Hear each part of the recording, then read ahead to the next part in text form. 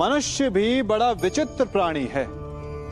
अपनों से नीचे के स्तर के लोगों को वो हे दृष्टि से देखता है, उनका उपहास उड़ाता है, उनसे बार बार कहता है कि तुम्हारा कुछ नहीं हो सकता, तुम भविष्य में कुछ नहीं कर पाओगे। जब मनुष्य के पास धन, संपत्ति, मान होता है तो वो दूसरों का आदर नहीं करता, परंतु वो एक बात भूल जाता है कि उससे भी अधिक शक्तिशाली कोई अस्तित्व में है, और वो है समय। काल काल अपना चक्र कब बदलेगा ये कोई नहीं जानता। समय अपनी करवट कब लेगा ये कोई नहीं जानता। कोयला भी समय के साथ साथ हीरे में परिवर्तित हो जाता है। इसलिए जीवन में कभी भी किसी का भी उपहास नहीं उड़ाना चाहिए।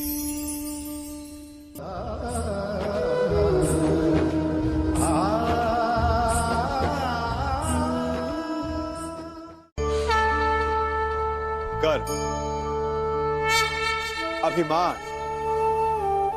और अहंकार, ये तीनों सुनने में एक जैसे लगते हैं, परंतु तीनों का अर्थ भिन्न होता है और परिणाम भी। तीनों का आरंभ प्रेम से होता है।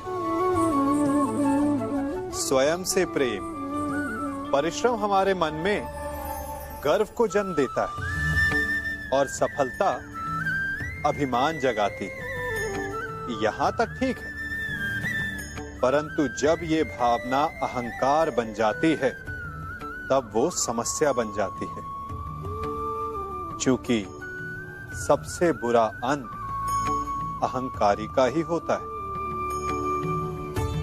परंतु मनुष्य के लिए पहेली यही है कि पहचाना कैसे जाए कि अहंकार जग गया है और उसका दमन आवश्यक है। इसका उत्तर मैं नहीं, आपका मन देगा। जब तक आप स्वयं से प्रसन्न हैं, जब तक आप सबसे ऊंचा उठने का प्रयास कर रहे हैं, तब तक ठीक है। परंतु जब आपके मन में दूसरों को नीचा समझने का भाव आ जाए तो सावधान हो जाइए, क्योंकि यही अहंकार है जो वास्तव में आपको हीन कर रहा है।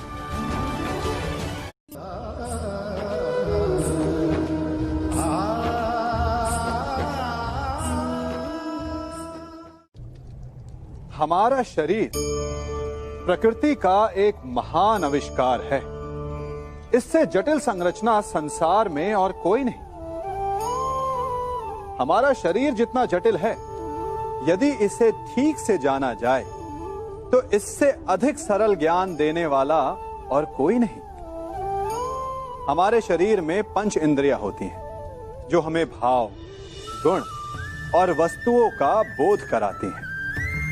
हमारे पास आंखें हैं, नाक है, स्पर्श के लिए त्वचा है, कान है और जीभा है। सबका भिन्न भिन्न कार्य है।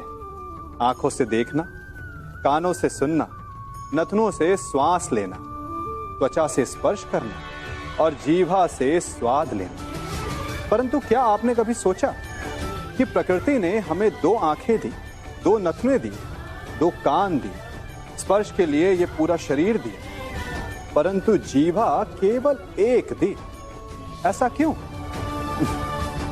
क्योंकि प्रकृति चाहती है कि हम देखें अधिक, सुने अधिक और ज्ञान अधिक अर्जित करें, बोले कम।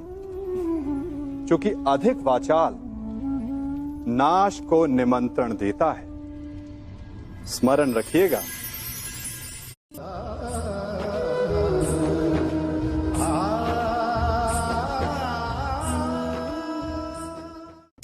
मनुष्य की सबसे बड़ी दुर्बलता क्या होती है?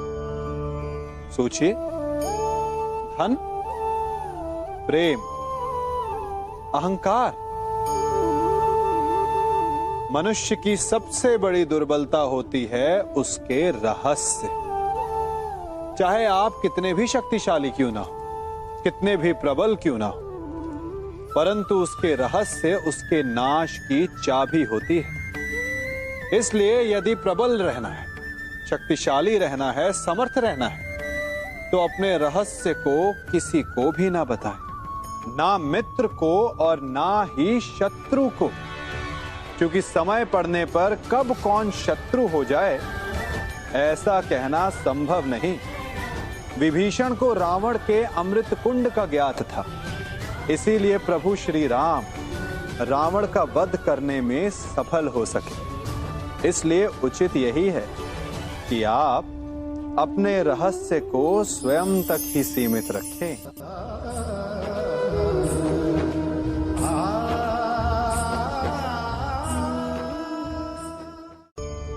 मनुष्य जीवन की परीक्षा में सफल होने के लिए क्या नहीं करता?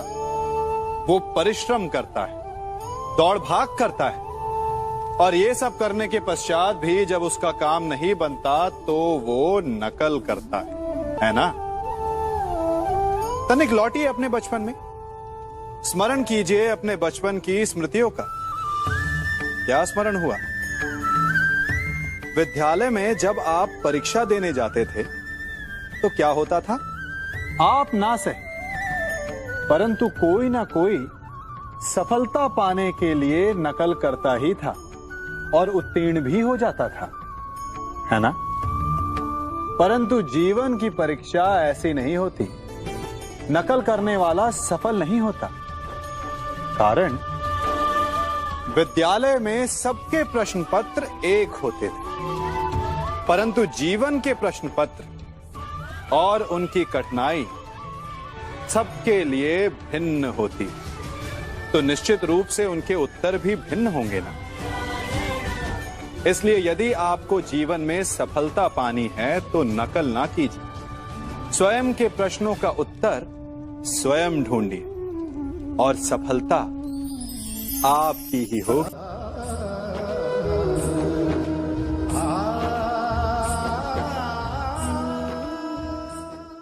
जब सागर का जल वाष्प बनकर उड़ता है तब वो हमें दिखाई नहीं देता।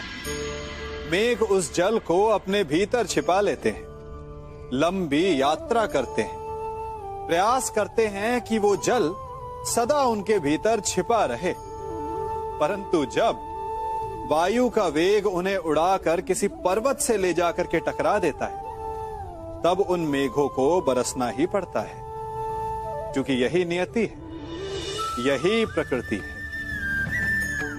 क्योंकि जल को सागर में जाकर मिलना ही है।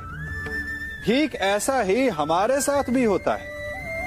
हम सत्य को अपने मन के मेघों में चाहे जितना छिपाने का प्रयास कर लें, परंतु समय की आंधी उसे वास्तविकता के पर्वत से ले जाकर के टकराकर हमारे समक्ष ले ही आती है। जिस भय के कारण आप सत्य को सामने नहीं लेकर आना चाहते, एक दिन वही भय हमारे समक्ष आकर खड़ा हो जाता है और फिर हम लाचार हो जाते हैं, क्योंकि हमने उस भय का सामना करने की तैयारी नहीं की होती।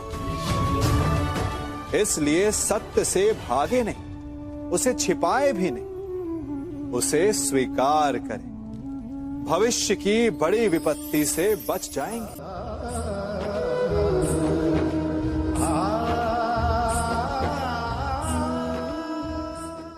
कभी कभी आप सबके जीवन में एक ऐसी विचित्र समस्या अवश्य आती है कि शक्तिशाली के समक्ष मौन हो जाओ। कि उस शक्तिशाली से विवाद करने से बचने के लिए आप मौन रह जाते।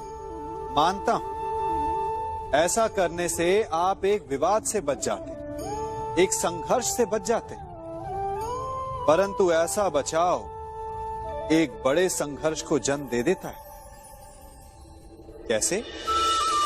हमारा मौन रहना अनजाने में उसका समर्थन बन जाता है और वो स्वयं को अधिक शक्तिशाली अनुभव करता है और यहां से हमारा दमन प्रारंभ हो जाता है। एक के बाद एक हम अन्याय में अनचाहे रूप से सम्मिलित होते चले जाते। तो इसका तोड़ क्या है?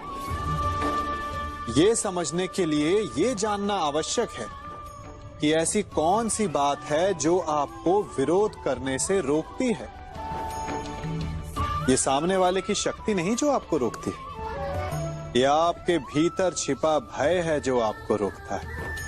हाँ, कभी कभी भय आपकी सुरक्षा अवश्य कर सकता है, परंतु साथ साथ ये भी जानना आवश्यक है कि ये भय ही है जो आपको मौन भी रखता है। इसलिए अपने मन से भय को निकालिए और खुलकर अनीति का, अन्याय का विरोध कीजिए और फिर देखिएगा आपका मन कितना मुक्त, कितना हल्का अनुभव करेगा।